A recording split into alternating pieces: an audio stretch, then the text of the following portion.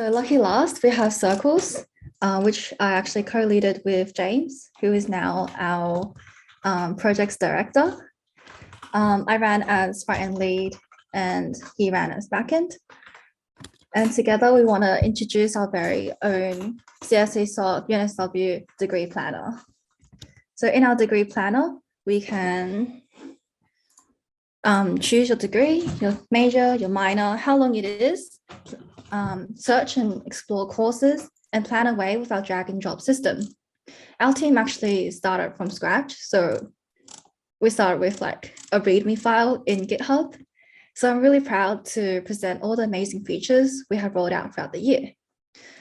Just before we get started, I'd like to point the tech stack because we actually neglected that until I saw all of the other projects.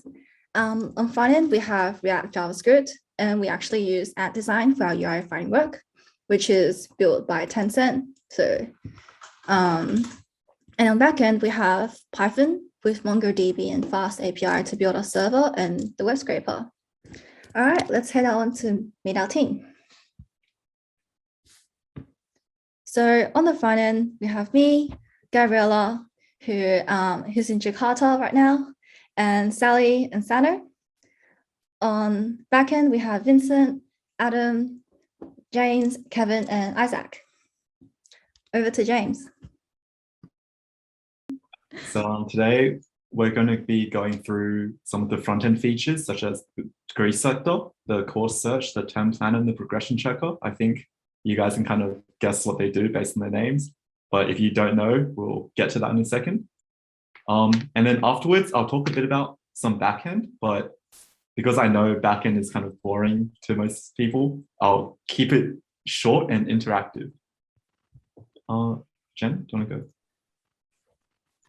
go? Yeah, over to Sally, actually. She's going to present our degree selector. Hello, yeah, can you hear me?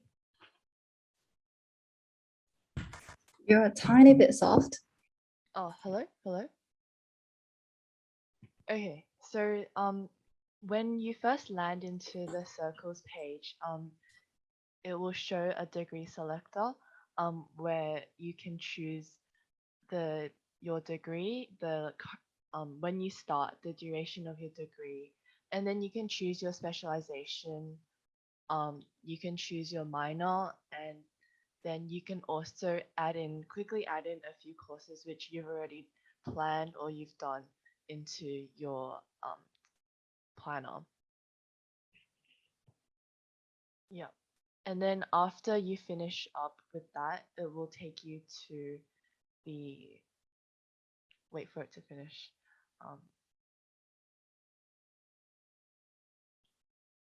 It'll take you to a page where you can start browsing all the different courses in the course selector and course search. Yep. For the next part will be the course selector, which will be the part where you can select all the courses you want and you can plan it to the degree. So firstly, when you first open it, you're going to see this explore page where you get suggested courses that you can take. And then you can search for a course from the tab section and you can add in the course. And if you click on it, it's going to pop up the course details. And next, you can also select a course from the left side of the menu where it's going to pop up a new tab and you can actually read through and check the details of the course.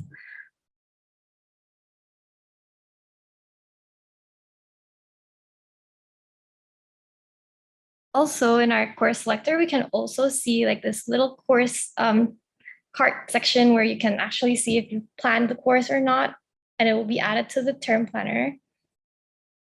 And if you select a prerequisite or an unlocked next course, you can also go to, and it's going to open a new tab and you can see like what the course is about. And yeah, lastly, you can also remove a course from the planner. So you see here, Algos is there. And if you remove it, then Algos is off from your cart.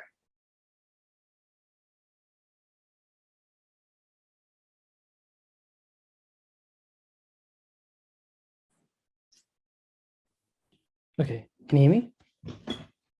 Yep. All right, so term planner is next. It's basically once you've finished choosing your courses, you can now plan out how you're going to do your degree. So wait, wrong one. There we go. So drag and drop courses. This is the bread and butter feature of the term planner. It lists out all your courses that you selected from the course selector in the drawer, and you can then drag the courses into the term boxes. And so the courses that are, so the terms that are highlighted in green are, they reflect what courses are actually available, or whether the course is available in that term or not. So for example, in this case, Arts 1240 is not available in term 3, so you can't drop it in term 3. So if I try to drop it in term 3, it'll just bounce back. And then if I put it in the right spot, it'll work. And yeah, so you can't put a course where it shouldn't be in terms of course availability. The other thing though is that with prereq warnings, you can put courses where they shouldn't be in terms of prereqs. And when you do that, there's like a warning, it triggers a warning. So you can tell in this case, 2521 cannot be done before 1511 and 1521. And you actually, if you hover over it, it'll tell you the prereqs in this case. Yeah, so that's sort of the first situation. The second situation is when, let's just put it back. I think we'll put it back. Yeah, okay. The next situation is if you move a course that was required in other courses, it will trigger warnings in those courses. So for example, in this case, since I moved 1511 to the next year, these term 2 and 3 courses required 1511, so they trigger the warning as well. And yeah, that's prereq warnings. The next thing is locking terms. So if you want to like, if you're done with a particular, if you're done planning for a particular term, or let's say like if you're, if it's in the past, you've already sort of, like now we're entering 2022, so 2021 is probably irrelevant. So you can just lock in that course by clicking that tick. And then when you do, you can't drag in or out courses there. So it's just locked in place. And so you can just set and forget about that. Yeah, and you can also uncheck it as well. It's fine. All right. The next thing is hiding years. So let's say you want to focus on a particular year. So you can actually just hide the others from view by just hovering over the year and just clicking on it. You can't hide all your years because that will go to nothing. So it'll give you a warning, and then you can just untoggle the years with the little eye icon at the top. So you can then see all your years again. Yeah. Yeah, so this can be useful if you're like at the end of your degree. It doesn't really matter. Like if you have a 4-year degree and you have to scroll down all the way. So in that case, hiding your earlier years will be useful. Okay. Summer term. So summer term, it can be toggled from the settings menu. So the thing is, most people, I would say, don't do summer terms, or they probably don't do it. So in that case, we kind of just hidden it from the default view because 4 columns is already quite a lot. 3 columns is already quite a lot, and adding a 4th one might be tough especially for smaller displays. So by default, it's hidden, but you can unhide it, and then you can put stuff in there as usual. And you can also then hide it again, and it'll still, like the 1511 is still in there. You can tell that the future courses are still, they don't trigger warning. So it's still there and it works, but it's just hidden. Yeah. All right, anything else? Yeah, so it's just less cluttered to have it like this. All right. The other thing is just some more settings. These are probably more niche. If you want to change your start year, I don't know why you would, but might be some rare situations. Degree length, if you want to actually increase the number of years, this could be if you're extending your degree, you can then add in those extra years. Yeah. And you can shorten it again. Yeah, cool. Next. Okay, last thing, I think it's the last, wait. Yeah, then you can now export your actual planner into a PNG or a JPEG. And that can be then like save to your computer and you can just print it out or just store it somewhere. This is all sort of saved to local storage. So it's retrieved like every time you load your, as long as you don't change, like you don't like clear everything in your browser, you'll be able to retrieve everything inside. But yeah, this is like another little precaution. You can just save your entire term or term planner. Okay. Oh yeah, finally we've got dark mode. This is just a little extra thing for nighttime, of course. And I think that is it. Yes, or if term planner, that's Yep. So lastly, we wanted to find a way for people to visualize all the which courses they've done in like within all the courses that is required for the degree. So we made a progression checker, and if you could flip to the next page, this is in the one of the tabs at the top of the screen, and at the first, when you enter the progression checkboard, there's a cute little animation which shows just an overall display of how much of your degree you've done, and that will change according to how much of your degree you have marked as completed. Yeah. So then in the so then all we did is we have a whole list of all the courses which you need to do for a to complete a major or a minor, and then we just displayed that in the middle. And then finally, we wanted to differentiate the difference between courses you've done versus courses you haven't. So once you've marked a term as complete, then all of the courses in that term will be also considered completed. So then this will reflect in the progression checker, and the courses on your progression checker will also change color to reflect that. Yeah. That's it. Just give me a second. I'm going to share screen so I can quick share.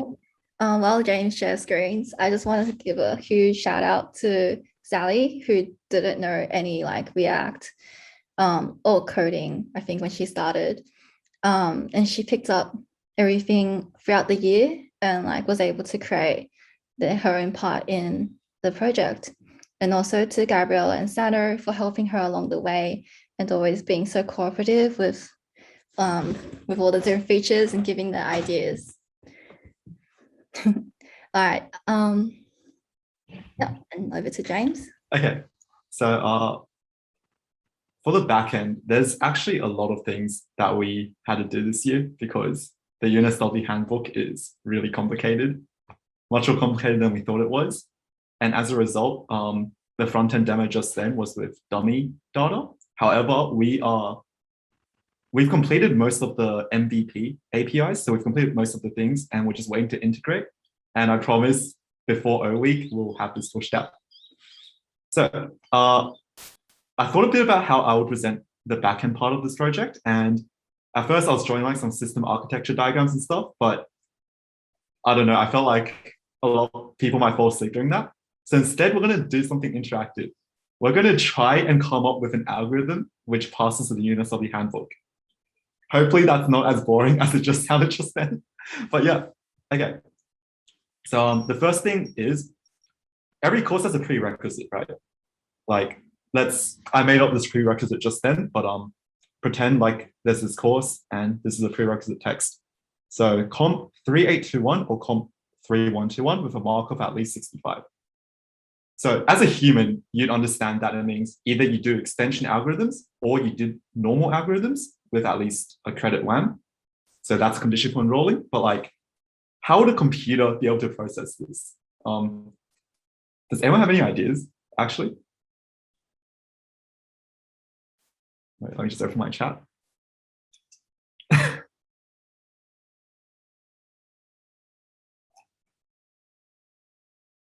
Okay, machine learning, NL. All right, those are some great ideas, guys. But yeah, so basically, unless your computer can understand English, it can't really pass this, right? But we need to try, obviously. So,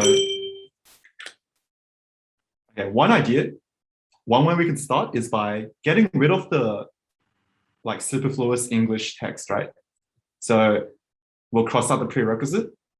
We can, convert some of this to a more standard format because the computer doesn't understand the sentence, right? But if we convert it to this, wait, whoops, why is it? Okay. If we get rid of this text, we do something to modify these two pieces of text, maybe our computer can understand. So let's see how we can start to do that. Firstly, I'm going to introduce a concept called regex. Regex basically means you can replace some pattern with some other pattern. If you want to learn more, you can do the Comp 2041 course. But anyways, here we've gotten rid of the prerequisite at the start because that was just like some extra confusing text, right? And this is some simple code which does that. Basically, this first part is the pattern we're matching against. So if it detects a prerequisite, we'll replace it with nothing. So we'll get rid of the prerequisite. Then next, we can change this OR into the double lines, which I'm sure you've all seen.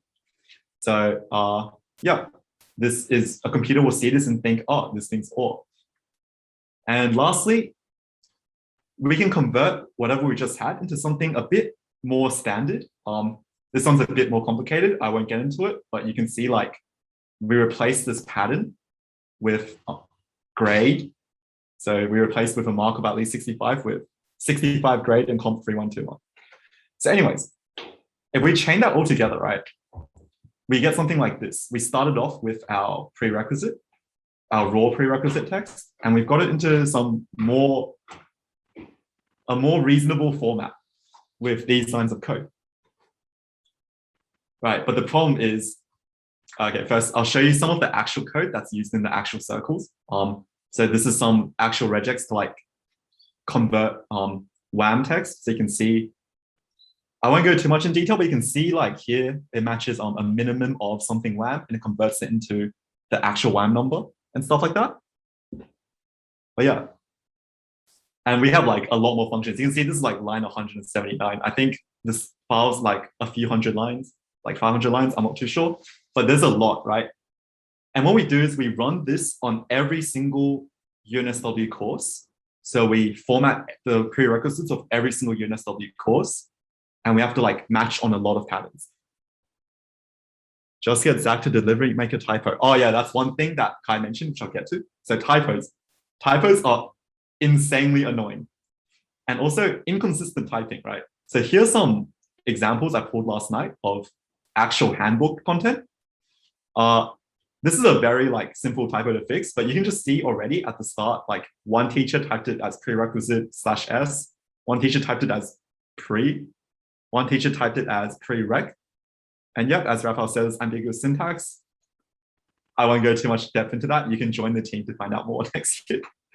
But yeah, so you can see like, this gets really annoying because people write English in different ways, right? This is the regex we use to try and kind of pass all of those different like prerequisite styles. So I'll just quickly go into this a bit. So maybe it will start with P or capital P or low P will detect that. It could have any number of letters afterwards will detect that. And for some of the more regex savvy people, there's this weird thing at the back, which says a colon followed by an asterisk. So what that means is an asterisk just means the character before it repeated any number of times, right? So it will match on 0 colons, 1 colon, 2 colons, 3 colons. And you might think like, that's weird. Like, surely if we cover these spelling mistakes, why do we need to cover different numbers of colons? Like no one's going to type 5 colons in one go, right? But yeah. But this is 2021. Hopefully they fix it in 2022. But yeah, you get what I mean, right? So there's a lot of stuff to do for this. And the way we kind of did this was just, we made a patch, we ran it, we kind of looked through the code with our eyes, we found something weird, and then we just fixed it and we ran it again and so on. Yeah, if what Catherine said goes through, I'll actually, I don't know, we might just scrap this project. But yeah. You should tell them And about the time we had a group session just to hack oh, out yeah. all the errors. Yeah, so I'll get to what Jen just said. What Jen's referring to is obviously this English is a very complex language, and just simple like regex substitutions can't fix everything. So after all that's processed, we need to do manual fixes, right? Which yeah is as like it's basically manual labor. We need to manually go through all the courses and then make fixes where our algorithm couldn't pass. So here's a doc. We have a bit on our wiki about how we do this. The process is very like stringent, and yeah, you can see like, for example, Adam wrote this, by the way. So for example, when it says you have to be in one of the actuarial studies programs, we have to manually replace that with actual hashtag because there's no way a computer can understand this, right? And stuff like that. And there's also exclusions, complex texts. There's a lot of things. But yeah, this is some of the code for our manual fixes. You can see we have all these files that we have our manual accounting, actual, comp, economics, engineering, and so on. And we're just applying all of these functions to all of these courses. So it's actually not too bad. If you imagine like Infosys maybe has like 100 courses and only like, 15 of them, 10, 15 of them need manual fixing. It's not too bad, right? All right. So now we have some sort of formatted text like this. Does anyone have any ideas what we can do from here? We want an algorithm which can tell you if you can take a course or not. So we've reached this stage. What can we do now? A compiler, okay. A composite. Oh, wait, Eric, that's actually not bad. Raphael says it probably exists in the registration logic. So I thought so as well, right? Because when you guys go in My Unistudy and you try to enroll in some courses, it tells you can't sometimes because like you don't meet the prerequisites. However, I played around with it a bit more. It breaks really easily. Like I don't think they have actually have the algorithms. Yeah. Decision trees. Yeah, Daniel, Eric are pretty close to the mark with how we decided to go about this. So firstly, this is just one string. We'll first break it into tokens, right? It's called tokenizing. So you can see we have a list of tokens. This is bracket, maths, the double ampersand. Yeah, we break into tokens, and each like keyword is kind of like a token, right? So you can kind of imagine a computer would pass this. It'll look at this token. It'll say it's a start of a bracket. And it'll say, okay, we need to do maths. It's an and condition. Like a computer reads one by one, right? And we kind of turn this into a tree. So how we interpret this tree is, you can imagine these are like the composite conditions, like the parent conditions, and they contain child conditions. So there's a and condition. It contains these three things. And then this or condition contains these two things. And if you've done Comp 2521, you can know a bit about like trees and recursion. Yeah, 2511, 2521. So how we do this is we kind of recursively validate all these conditions. We go, is this condition true? Is this condition true? Is this true? Like if one of its children is true, then the all condition is true, right? And then we check if all these three are true, and if they're true, then and is true, right? So we recursively validate this tree. Oh, okay, that's a lot to take in.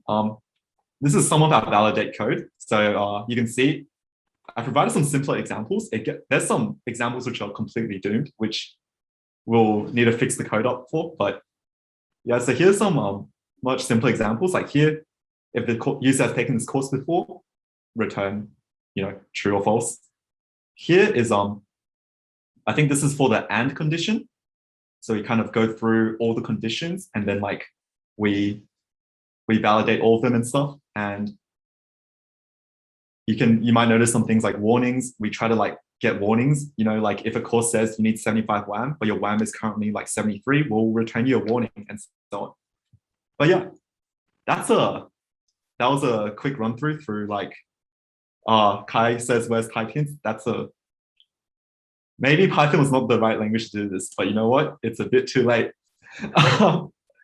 So anyways, hopefully that gave you guys a bit of taste about what Circles is and maybe encourage some of you to apply for lead or member next year.